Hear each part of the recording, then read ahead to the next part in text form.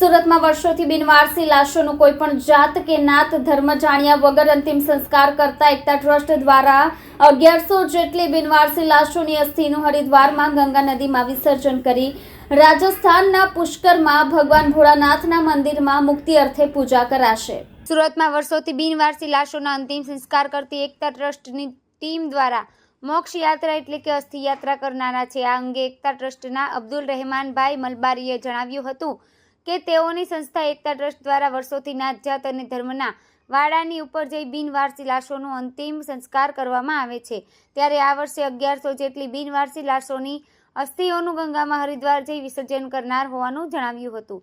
એકતા ટ્રસ્ટના અબ્દુલભાઈ મલબારીએ જણાવ્યું હતું કે એકતા ટ્રસ્ટ દ્વારા 28મી ઓગસ્ટે બુધવારના રોજ સુરતથી ટ્રેન મારફતે પહેલા હરિદ્વાર જવાશે, જ્યાં પવિત્ર ગંગા નદીમાં અસ્થિઓ પધરાવાશે અને ત્યારબાદ રાજસ્થાનના પુષ્કર ખાતે ભગવાન ભોળાનાથના મંદિરે જઈ બિનવારસી લાશોની મુક્તિ અર્થે પૂજા વિધિ કરાશે। તો આ અંગે વધુ માહિતી એકતા ટ્રસ્ટના અબ્દુલભાઈ મલબારીએ આપી હતી। સુરતમાં એકતા ટ્રસ્ટ છેલ્લા 35 વર્ષથી બિનવારસી મૃતદેહોનો નિકાલ કરવાનું કામ કરે છે। આપને ખ્યાલ હોય તો એ 35 વર્ષથી લગાતાર આ શહેરની અંદર કોઈપણ જગ્યાએ કોઈપણ બોડી કે લાશ મળતી હોય તો એના અંતિમ સંસ્કાર એના ધર્મના રીતિ રિવાજ મુજબ કરતા હોય છે। આજરોજ 1100 મૃતદેહોની અસ્થિઓ વિસર્જિત કરવા માટે તેઓ હરિદ્વાર અને પુષ્કર જઈ રહ્યા છે અને ધાર્મિક વિધિ મુજબ એ એમનો ત્યાં કને આ પ્રસંગ પૂરો પાડશે। આપણે ખ્યાલ છે કે એકતા ટ્રસ્ટ કોરોના કાળ હોય, ભૂકંપ હોય કચ્છનો, બદ્રી કેદારની ત્રાસદી હોય કે જમ્મુ કાશ્મીરની વાત હોય, એ તમામ જગ્યાઓ પર જઈ અને જે પણ દુર્ઘટના ઘટી હોય એવી જગ્યાઓ પર જે પણ બોડી હોય એનો નિકાલ કરતા હોય છે। એટલે ખૂબ ઉમદા કામ એકતા ટ્રસ્ટની તમામ ટીમ કરી રહી છે। સુરતના લોકો એમને સહયોગ કરે, જે રીતનું એમનું કામ છે અને માનવ જીવનનો અમૂલ્ય સમય અને મૃત્યુ થયા પછી પણ એને શાંતિ મળે એના પ્રયત્નો આ એકતા ટ્રસ્ટ પોતાની ધર્મની જે કોઈ વિધિ છે એના વિધાન મુજબ કરતી હોય છે। એ ખરેખર આનંદનો વિષય એટલા માટે કહેવાય કે આ માનવની છેલ્લી જરૂરિયાત હોય છે અને આપણે બધાએ એમાં કંઈ ને કંઈ ફૂલ નહીં તો ફૂલની પાંખડીનો સહયોગ ચોક્કસ આપવો જોઈએ।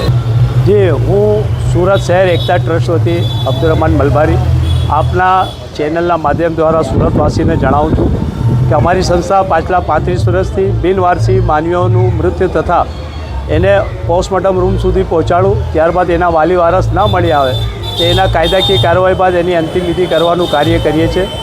જેમાં દરેક મૃતકોના પાર્થિવ શરીરની અસ્થિઓ અમે ભેગા કરી વર્ષમાં એકવાર અહીંયા સુરતથી હરિદ્વાર અને ત્યાંથી પછી રાજસ્થાન પુષ્કર જઈ એમને વિધિ વિધાન મુજબ આપણે એને અંતિમ સંસ્કાર કરી એને પધરાવીએ છીએ અને મોક્ષ માટે એની પ્રાર્થના કરીએ છીએ।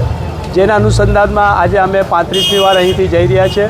1100 જેવી અસ્થિઓને લઈને સુરતથી હરિદ્વાર અને ત્યાં અસ્થિઓનું વિસર્જન કરી ત્યારબાદ ત્યાંથી અમે લોકો પુષ્કર રાજસ્થાન જશું અને અમારા 5 જણાની ટીમ આમાં સહયોગ આપી રહી છે। શહેરના દાતાઓ અમને દર વર્ષે સહયોગ કરે છે।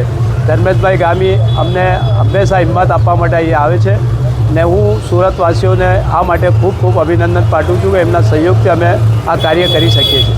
કેટલો દિવસનો પ્રવાસ છે અને ખર્ચો કેટલાનો? અમારો 5 દિવસનો પ્રવાસ છે અને 60,000ની આસપાસ એનો ખર્ચો થાય છે। આવવા જવાનો અને પૂજા અર્ચનાનો ટ્રાવેલિંગનો બધો ખર્ચો થાય છે।